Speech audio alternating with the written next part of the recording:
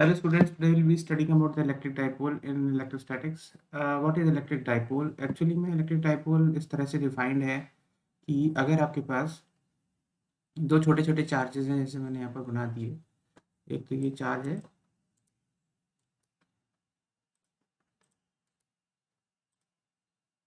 दो छोटे छोटे चार्जेस हैं and they are separated by some distance, है ना, they are separated by some distance. तो यूजुअली क्या होता है कि ये जो डायग्राम में आप देखेंगे, ये जो डिस्टेंस दिया होता है ये 2L दिया होता है और एक चार्ज है -Q और एक चार्ज है +Q।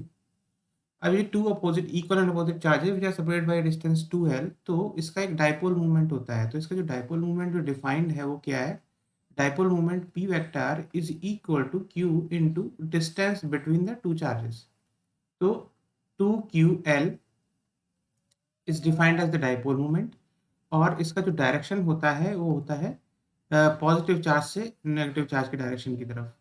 तो P वेक्टर का जो डायरेक्शन होता है ये होता है। करेक्ट? आपको डायपोल मूवमेंट समझ में आ गया होगा। अब डायपोल मोमेंट की ऑब्वियसली जो यूनिट जो होते हैं वो यूनिट क्या होने चाहिए? कूलम्ब क्योंकि इसके सही यूनिट कूलम्ब होना चाहिए, क्योंकि यहाँ पर ये एक चार्ज दिया हुआ है। ये चार्ज का यूनिट होता है कूलम्ब और लेंथ का यूनिट होता है मीटर। तो इसका यूनिट क्या हो रहा होगा? Coulomb metre. करेक्ट? ठीक है, सिंपल है। अब आगे चलते हैं कि इलेक्ट्रिक डायपोल्स से हम क्या क्या चीज़ें सीखते हैं। आज हम लोग ये देखेंगे कि इसकी इलेक्ट्रिक फील्ड हम कैसे कैलकुलेट करते हैं और नेक्स्ट वीडियो में हम लोग देखेंगे कि इसकी पोटेंशियल एनर्जी और इस पर जो टॉर्क लगता है वो किस तरह से लगता है। तो आज इलेक्ट्रिक फील्ड देख लेते हैं। Electric field due to electric dipole. Electric field सबसे पहला है electric field at a point on the axial line due to electric dipole. ठीक है, अब यहाँ पर पहले तो मैं इसको कॉपी कर लेता हूँ।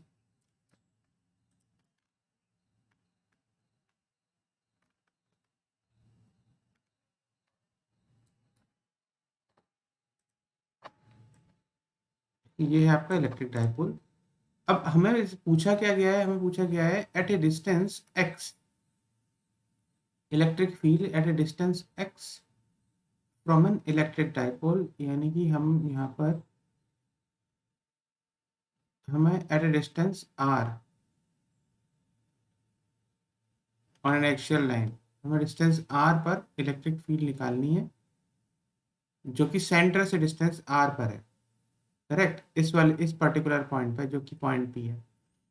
अब इलेक्ट्रिक फील्ड निकालने के लिए हम क्या करेंगे? ये डिस्टेंस हमें पता है कि ये डिस्टेंस ऑलरेडी L है और सिमिलरली ये डिस्टेंस भी ऑलरेडी L है। तो यहाँ पर हम पहले इलेक्ट्रिक इंडिविजुअल चार्ज की वजह से इलेक्ट्रिक फील्ड निकालते हैं।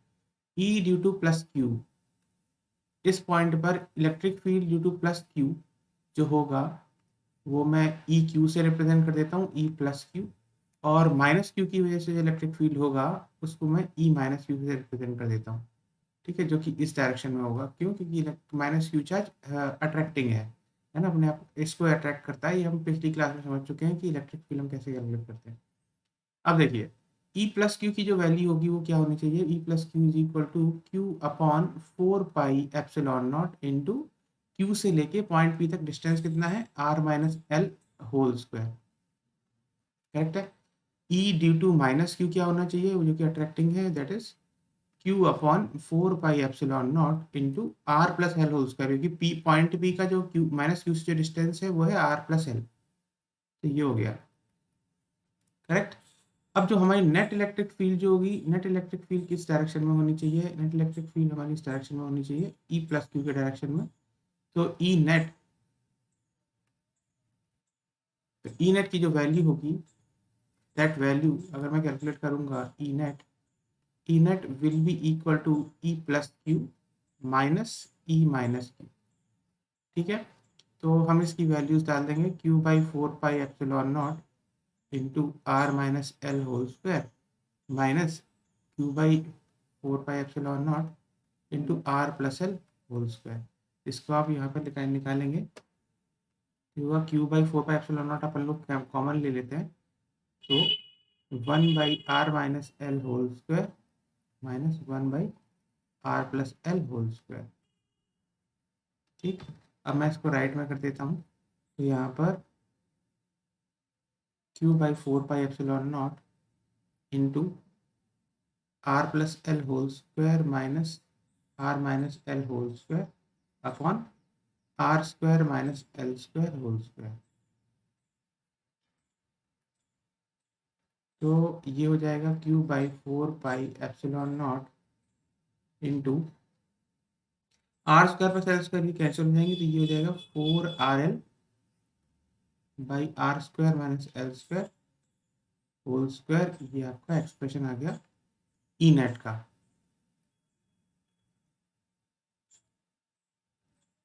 अब देखिए यहाँ पर क्या दिया हुआ है, यहाँ पर हमें जो एक्सप्रेशन दिया हुआ है ये जो इसमें दिया हुआ है ये ई axial E net 2pr/4πr² whole square. अब देखो यहाँ पर क्या है, क्यू हमें पता है कि पी की वैल्यू क्या होती है, पी की वैल्यू होती है, मैंने लिखी है कि नहीं, हाँ ऊपर लिखी ना, पी की वैल्यू होती है 2ql। तो मैं यहाँ पर 2ql को p से रिप्रेजेंट कर दूंगा, तो मेरे पास जो आंसर आएगा वो आएगा 2ql, यानी कि 2 × 2ql × r/4πε0 × r² - l² whole square. तो इसको मैं लिख सकता हूँ 2pr/4πε0 × r² - l² whole square.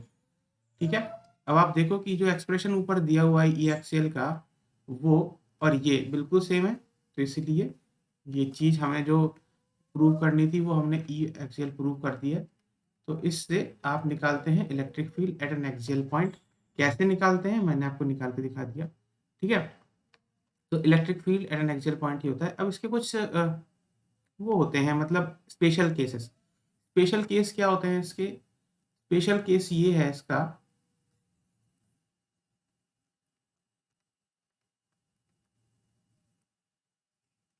Special case इसका है कि जब electric field at a distance r when r is very much greater than l, जब r बहुत बड़ा होता है ना लेंथ l से, तो उसके केस में क्या होता है, जब r बहुत ज़्यादा बड़ा होगा l से, तो उसके केस में क्या होगा ना, डिनोमिनेटर में जो l है वो हट जाएगा।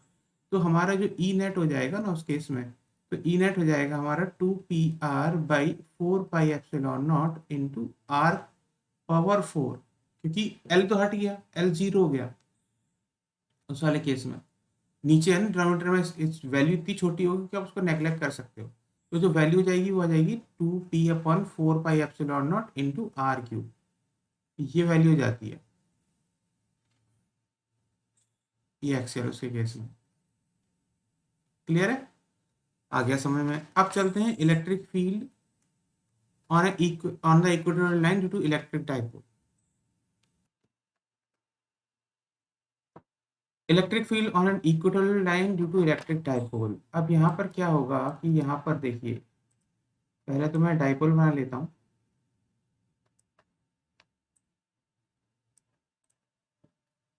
ठीक है, अब यहाँ पर क्या है, हमें इलेक्ट्रिक फील्ड निकालनी है एक पर्टिकुलर पॉइंट के ऊपर जो कि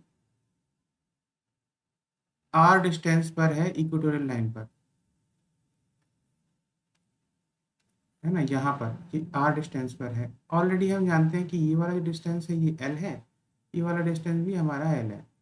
तो हमारी जब अगर हम अब यहाँ पर इलेक्ट्रिक फील्ड निकालते हैं सबसे पहले, तो इस -q की वजह से जो इलेक्ट्रिक फील्ड होगी वो इस डैश्ड लाइन के डायरेक्शन में होनी चाहिए, और जो E+q की जो इलेक्ट्रिक फील्ड होगी वो इस डैश्ड लाइन के अलोंग होनी चाहिए, जो मैं बना रहा हूँ।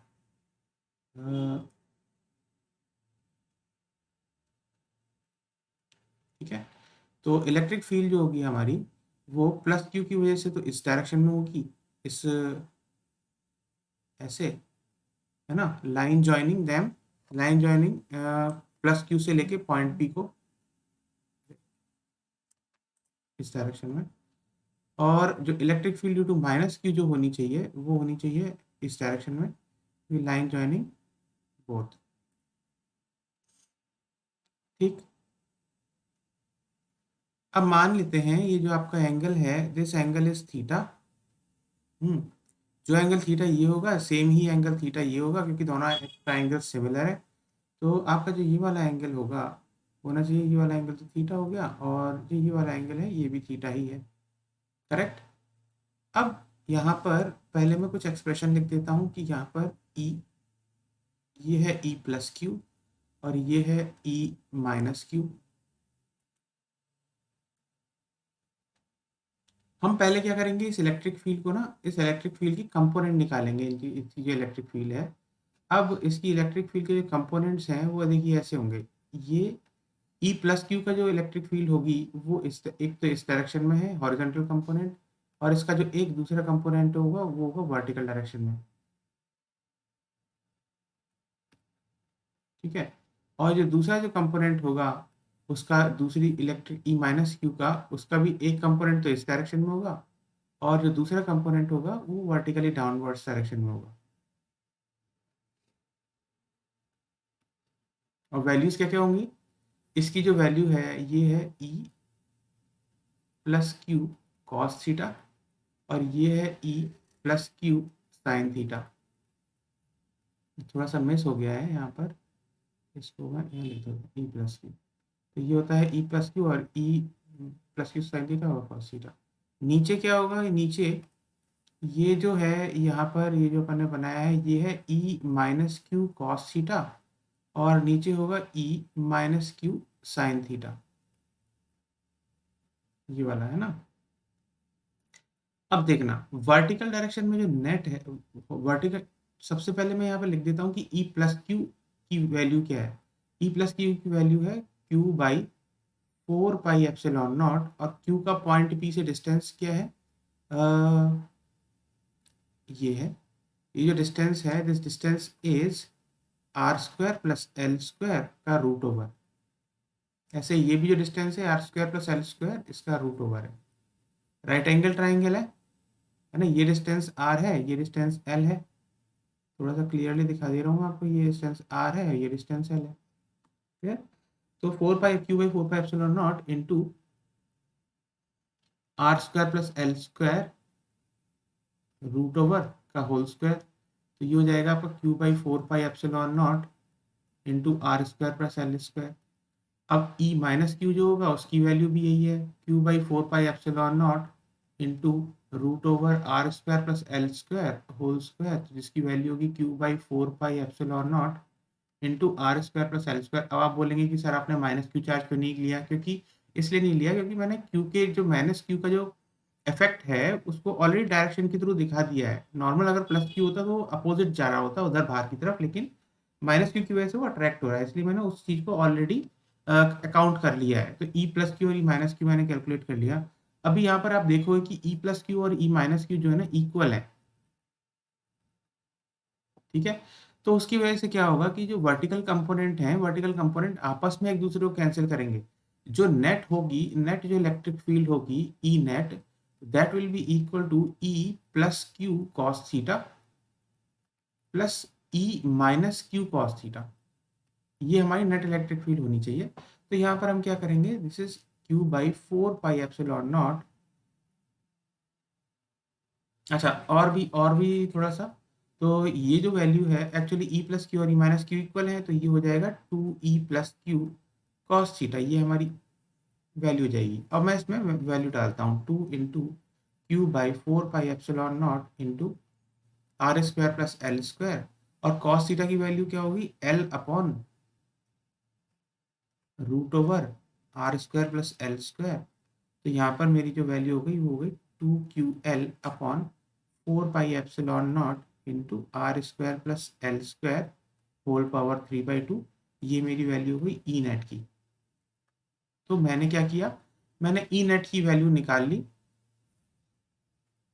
ई नेट की वैल्यू निकाल ली at a point P which is on a equatorial line. तो यहाँ पर आप ये एक्सप्रेशन देखोगे तो सेम ही आएगा इक्वेटोरियल लाइन पे, P by 4 pi epsilon R square plus L square whole power 3/2। इसका डायरेक्शन क्या है, अब देखिए इसने क्या बोला है, इसने जो इसका जो नेट डायरेक्शन आ रहा है वो राइट के डायरेक्शन में आ रहा है ना। पर हमारा जो आ रहा है वो लेफ्ट डायरेक्शन में आ रहा है, इसीलिए इन्होंने ई इक्वल में माइनस साइन लगाया हुआ है। माइनस साइन का मतलब पर हमारा प्लस साइन आया है ना, यानी कि हमारा जो आंसर आया है वो आया है p upon 4 pi epsilon not into R square plus L square whole power 3/2। पर हमारा जो डायरेक्शन है वो लेफ्ट में है, जो एक्चुअल डायरेक्शन है इन्होंने जो रिप्रेजेंट किया है अपने डायग्राम में वो राइट की तरफ किया है, और उसमें 9 माइनस साइन लगाया है, इसका मतलब उसी डायरेक्शन में है जो हमारी डायरेक्शन में है। करेक्ट, तो अच्छे से प्रूव हो चुका है ये चीज। अब अब इसमें स्पेशल केस देख लेते हैं। अगर इसका इसका जो स्पेशल केस था, स्पेशल केस क्या है, जिसमें आपके पास आर बहुत बड़ा है एल से, तो नीचे वाला जो एल है उसको आप नेग्लेक्ट कर देंगे, नीचे वाले एल को नेग्लेक्ट कर देंगे, तो उस केस में जो ई नेट आएगा आपका, that will be equal to P upon 4 pi epsilon not into R cube आएगा, कि square square cancel, two two cancel हो जाएगा, ये देखो ऐसा हो जाएगा ना, R square whole power 3/2, two two cancel हो गया, तो आपकी जो वैल्यू आ गई वो आ गई p/4 pi epsilon not into R cube. ये आ गया ई नेट स्पेशल केस में, हाँ, जो कि इन्होंने यहाँ पर दिखाया हुआ है। तो इलेक्ट्रिक फील्ड हमने दोनों ही केस में, इलेक्ट्रिक डायपोल के केस में हमने कैलकुलेट कर ली है। तो ये आपके कॉन्सेप्ट हो गए। अब इसके ऊपर हम कुछ प्रॉब्लम सॉल्व करेंगे। तो ये जो कॉन्सेप्ट है ना, ये डेरिवेशन सीबीएसई के पॉइंट ऑफ व्यू से बहुत इंपॉर्टेंट है, क्योंकि बार बार पूछी जाती है, और सीयूटी के हिसाब से आपको इसके फॉर्मूले इंपॉर्टेंट है, ये जो इक्वेटोरियल लाइन पर और एक्सियल लाइन पर क्या इलेक्ट्रिक फील्ड होती है। और इससे एक प्रॉब्लम भी दूंगा मैं, आपको समझ में आ जाएगा कि क्या होता है, प्रॉब्लम दिखाऊंगा। और okay, all the best, thank you.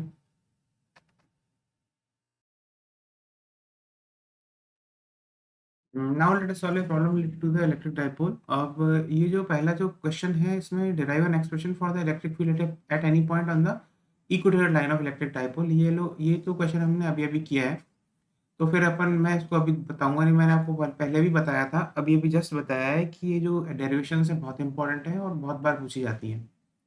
ये सीबीएसई में पूछा गया क्वेश्चन है। दूसरा क्वेश्चन है, two identical point charge q such that are kept 2 meter apart in air, a third point charge q of unknown magnitude and sign is placed on the line joining the charge so that the system remains in equilibrium, find the position and nature of q। अब यहाँ पे सबसे पहले तो हम दो charge बना लेते हैं। ये हमारे पास दो चार्जेस हैं, एक ये चार्ज है और एक और चार्ज है, ये वाला चार्ज। अब ये जो दोनों चार्जेस हैं ये 2 मीटर अपार्ट बनाए हुए हैं, 2 metre apart in air, Q Q, ये क्यू है, ये भी क्यू है। A third charge Q of unknown magnitude, जब ये तीसरा चार्ज जो है वो अननोन मैग्नीट्यूड एंड साइन, वो आपका कहीं पर रख दिया गया है, मान लीजिए यहीं पर रख दिया, यहाँ पर रख दिया है कैपिटल क्यू। अब मान लेते हैं ये जो चार्ज है ये एक्स डिस्टेंस पर रखा हुआ है राइट वाले चार्ज से, और दूसरा लेफ्ट वाला डिस्टेंस हो जाएगा और 2 - x हो जाएगा। क्लियर, सिस्टम इक्विलिब्रियम है। तो अब देखते हैं, ये देखो इस चार्ज के ऊपर जो फोर्सेस लगेंगी वो क्या लगेगी, एक तो इधर लगेगी है ना लेफ्ट वाले की वजह से, और एक लेफ्ट में लगेगी राइट वाले की तरफ से। तो ये इसको हम पहला नंबर दे देते हैं, इसको हम सेकंड नंबर दे देते हैं। तो ये हो गई E2 और ये हो गई E1। तो अब मैं पहले तो आपको E1 और E2 की वैल्यू लिख देता हूँ। E2 की वैल्यू जो होगी हमारी वो होगी capital Q by 4 pi epsilon not into 2 - x whole square. और ऐसे ही जो E1 की वैल्यू होगी, E1 की value will be equal to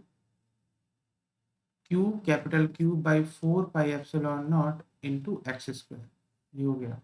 अब क्योंकि ये इक्विलिब्रियम में है पूरा सिस्टम, ये इलेक्ट्रिक फील्ड नहीं है, ये इलेक्ट्रिक फोर्स है एक्चुअली, तो मुझे एक्चुअली में यहाँ पर फील्ड की जगह फोर्स लिखना चाहिए। तो ये है हमारी फोर्स F1 और ये है हमारी फोर्स F2, F2 और ये है आपका फोर्स F1। क्लियर है। तो अब हमें क्या करना पड़ेगा, क्योंकि ये इक्विलिब्रियम में है सिस्टम, इसीलिए for equilibrium F1 must be equal to F2। तो उस केस में आप इन दोनों को इक्वेट करेंगे, capital Q small Q by 4 pi epsilon not into X square is equal to capital Q small Q by 4 pi epsilon not into 2 minus X whole square. ये ये तो X square is equal to 2 minus X whole square, यानी कि 2 minus X is equal to plus और minus X, ये आपके पास आ गया। तो यानी कि 2 minus X is equal to plus x, एक तो पहला केस हो गया ये, और जो दूसरा केस हो गया वो हो गया आपका 2 minus X is equal to minus X. अब इसमें तो आपके पास एक्स की वैल्यू आएगी नहीं, तो फिर एक्स की वैल्यू कुछ जीरो ही रहेगी। अब कहला जो केस वन होता है, केस वन जिसमें हमने लिया था 2 minus X is equal to plus x, ये वाले केस से हमारे पास आंसर आना चाहिए 2 इज इक्वल टू 2x, यानी कि x is equal to 1 metre. तो x जो है हमारा, जो चार्ज कैपिटल Q है वो राइट वाले चार्ज से 1 मीटर डिस्टेंस पर रखा हुआ है और लेफ्ट वाले चार्ज से भी 1 मीटर डिस्टेंस पर रखा हुआ है। तो दिस इज योर आंसर। इस तरह से इस क्वेश्चन को सॉल्व करते हैं। तो इजी क्वेश्चन है। अच्छा, एक बात और मैं आपको बताना चाहता हूँ कि सीबीएसई के लिए अगर आप एग्जाम की तैयारी कर रहे हैं या फिर सीयूईटी एग्जाम की तैयारी कर रहे हैं, जेई मेन, जेई एडवांस, जिस भी एग्जाम की तैयारी कर रहे हैं, आपका जो मेन फोकस होना चाहिए वो प्रॉब्लम सॉल्विंग होना चाहिए, ना कि theory reading. Theory reading easy होता है, इसलिए ज़्यादातर बच्चे प्रेफर करते हैं उसको करना, क्योंकि लेटे लेटे आराम से आप कर सकते हो, लेकिन वो आपके एग्जामिनेशन पॉइंट ऑफ व्यू से बिल्कुल भी आपको हेल्पफुल नहीं है। बिल्कुल ऐसा है कि आप दीवार में धक्का लगा रहे हो, बस पढ़ते जा रहे हो पढ़ते जा रहे हो, उससे कोई रिजल्ट नहीं आने वाला है। आपके मार्क्स हमेशा लो ही रहेंगे। जब तक आपको अगर अपने मार्क्स बढ़ाने हैं तो maximum number of problem solve करिए, और मैक्सिमम नंबर ऑफ, अगर आपको नंबर ऑफ प्रॉब्लम्स चाहिए तो हमारी ऐप डाउनलोड करो DCM क्लासेस की, जो कि गूगल प्ले पर है, और उस ऐप से आप उस वहाँ पर आपको बहुत सारे मल्टीपल क्वेश्चंस मिलेंगे, अनलिमिटेड क्वेश्चंस मिलेंगे, और इम्पॉर्टेंट क्वेश्चंस भी मिलेंगे प्रीवियस ईयर क्वेश्चंस के साथ। तो वो आप पहले कर सकते हो, प्रैक्टिस कर सकते हो, और उससे आपकी मार्क्स और आपका जो रैंक है वो इम्प्रूव हो जाएगी। All the best, thank you.